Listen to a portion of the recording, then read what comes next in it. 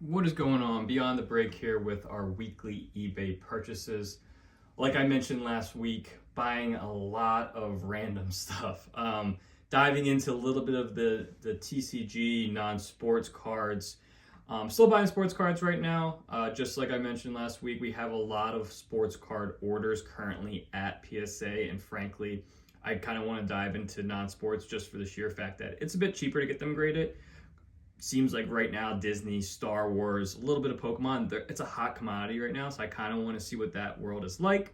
So diving into that, I'm trying to expand my horizon when it comes to the hobby and just overall cards in general. So right now, currently buying a little mixture of everything.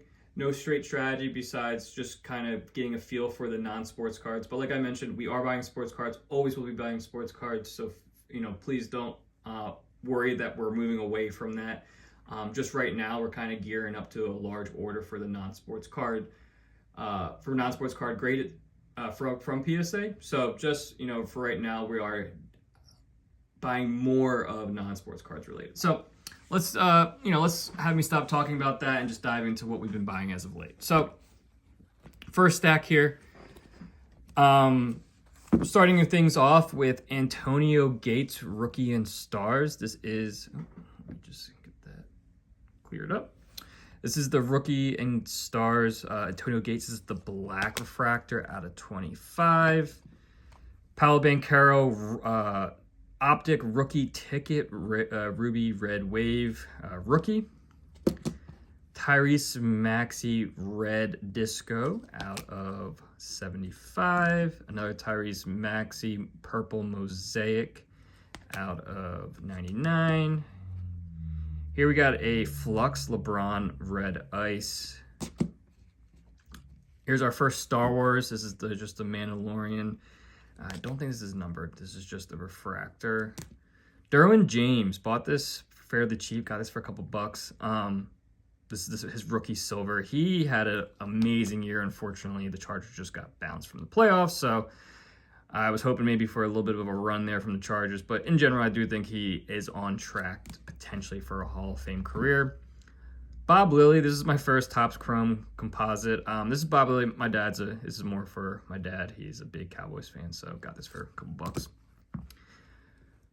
Mike Evans Gold out of 150 Topps Finest. Probably paid probably overpaid for this. I think I got this for 35 bucks. I think he's hot right now, obviously coming off of his 11th straight 1,000 yard season. So when I bought this up, that was just happening. Surprised with the gold for this year that it was out of 150. But with that being said, hopefully this is a 10 because he is a surefire Hall of Famer. All right, next stack. Here's just a Lindor.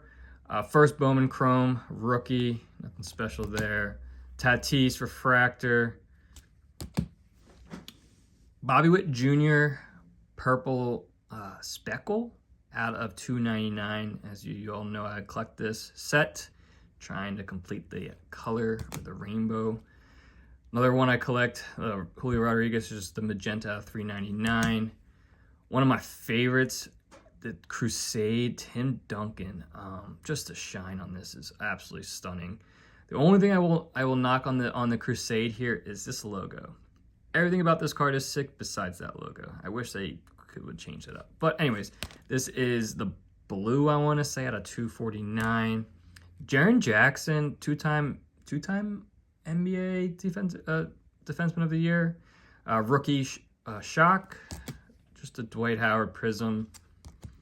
This one was, I kind of bought this. I got this for $1. This is from the 1996, I want to say. 1996 Topps Finest Yoda. I just wanted to see what this was like. Thought it was a cool card. If anything, I'll just put this in my PC. But I thought it was a cool card. We'll see. I doubt it's gradable, but if anything, it's just, thought it was cool from being a Star Wars Finest Topps. All right, next stack. Here's another from the Mandalorian series, Star Wars. I believe this one's numbered to 175. Darth Maul for episode 1 out of 99. Not gonna even try to pronounce her name because I know I'll get yelled at in the comment section, but this is out of 99. Another Darth Maul from episode 1 out of 175. Thought this was a really cool card, just Grogu and Mandalorian. This is numbered to 199. Another Darth Maul from episode 1. I think they're doing a lot of from like the 25th anniversary, so that's why I'm also trying to buy up a handful because they're pretty popular right now. But this one's out of 50.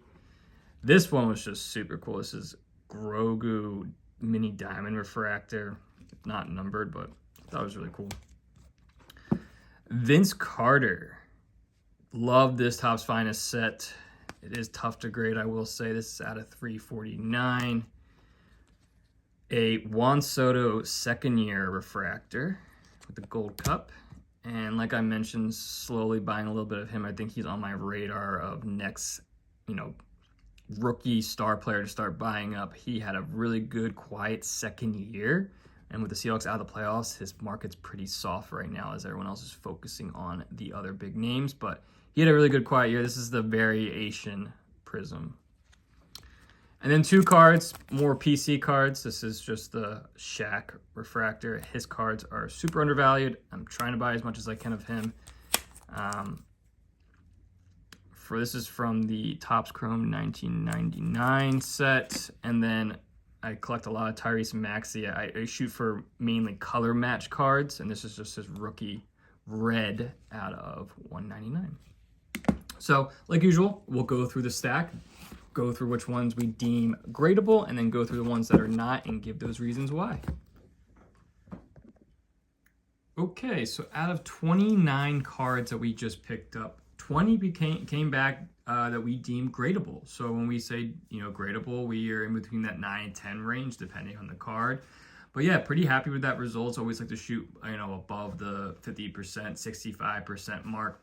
So we'll go into the ones that we found gradable and kind of give you a range and what we feel from a grading standpoint.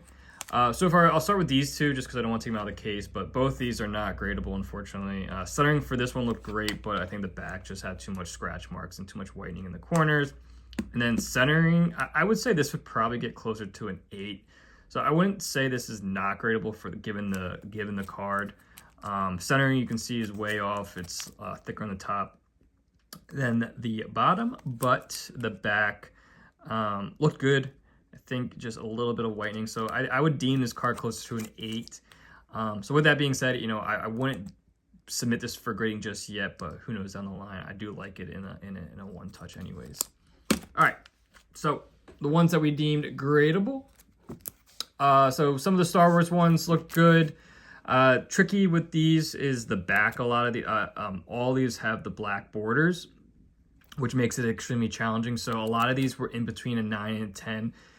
A little bit of whitening on a few of these. So it's just a matter of, what kind of grader we get for that. Sometimes PSA will let that slide and give this a 10. Sometimes it will not.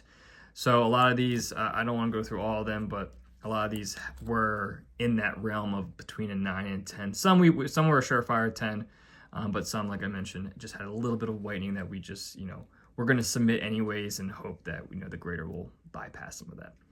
The Vince Carter, just so clean. This is actually really clean too. Centering looked good. I have a tough time with this centering from the 2006 set, but centering in my mind looked good, and the whitening was flawless, so no issues there. The Juan Soto refractor gold cup, no issues there. So like I said, some of the Star Wars ones, again, not going to go through all of them, in between 9s and 10s for all of them, but a few of them just had a little bit of whitening, but for the most part, we deemed gradable. The Dwight Howard Prism, clean, no issues.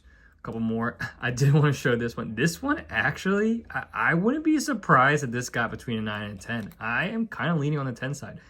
Surprisingly, I saw no issues. Now, I didn't look to see if I can even submit something like this. I got to look to see if PSA even has this set in its registry, but surprisingly, it was clean. No issues. Back looked clean, no scratch marks. The front, clean. So we'll see if PSA will even take this. I wouldn't be mad if they don't. Like, I'll keep this just from a PC standpoint, but just a really clean card. The Bobby Witt, just a little bit thicker on the left and the right, but again, in my mind, between 9 and 10. The Jackson Smith-Njigba, clean. Only issue, no issues with this one. I think the other one that I was thinking about grading, or I'm getting them mixed up. But either way, this one looked clean. Centering looked great. No issues on the back. The Jaren Jackson Jr., a little bit thicker on the top, but in between that 9-10 range. The Tim Duncan Blue, clean. Little bit of a whitening on the one corner, but not enough. I would say that deem below a 9. The Julio Rodriguez, clean. The Fernando Tatis Refractor, clean. The Francisco Lindor First Bowman Chrome, clean. LeBron Red Ice, clean. Palo, this one, it's always tough to get centering, but centering looked perfect on this, and then no issues, especially with the thicker card that I saw. And then the Mike Evans, it did have one larger scratch. I think it's a scratch mark. Let's see if I can get it on camera. Yeah, one scratch mark or print line going down. So I'm on the fence with this one. Might just sell it back raw. Obviously, if I do sell it back raw, I will state that it is in excellent or very good condition. I will not put this as near mint or mint. As for the ones that we deemed not gradable, unfortunately, the Derwin James, as clean as it looks, did have a much larger scratch mark up here. So we'll not be sending that through.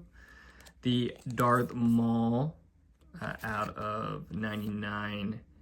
Way too much whitening for my liking here. You can see down there, and I believe there was a, right there, a nail print line, a nail mark, whatever you want to call that. The Bob Lilly, off-centered and scratches on the back. The Mandalorian, so I think it had some scratches on the front, but again, I think the similar situation here. You can see, let's see if I can get that on camera. Another nail print mark right up here. The Tyrese Maxey purple. I just have a tough time with this mosaic this year. This year's mosaic 2022, just because of the back. But way too much whitening in the corners for my liking, and I think there was something else. Let me see. Get them all mixed up at times. But too much whitening on the corners. And I thought there was something else, but maybe I'm getting them mixed up with another card. The other Maxi, unfortunately, the red disco, similar situation. And then there was an indent up top here. See right up top there. And then the black Antonio Gates out of 25. Unfortunately, just with this leaf set, it's just very, very sensitive. A lot of scratching on the front and on the back. Large scratch marks on the back. You can see right down here. So, unfortunately. But for the most part, we'll take that 20 out of the 29 cards that we purchased this week. Deemed quick gradable, so we'll take that. If you like the video, please like and subscribe. If you guys notice, I did get new lighting. I kind of mentioned this in my other video, but if you guys like the lighting, if you guys have any suggestions or recommendations, please, I'm always open to ears on terms of how to make these videos better and more digestible or just more enjoyable from a viewing standpoint. But yeah, if you like the video, please like and subscribe. And as always, leave comments in the comment section. Till next time, peace.